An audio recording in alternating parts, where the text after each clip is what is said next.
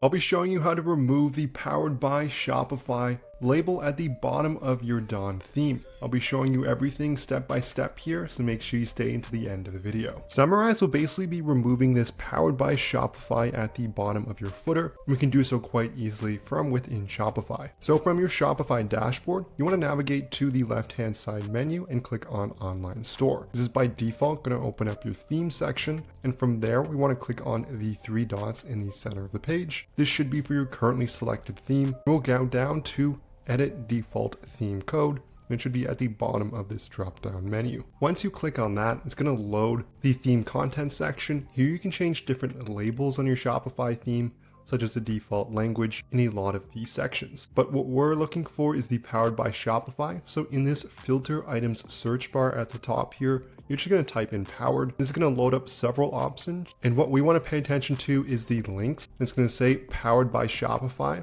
And by default, it's going to say that. And the way we're going to remove this is we're just going to enter in one space here. This is going to remove that placeholder. And to save it, we'll go to the top right and hit save.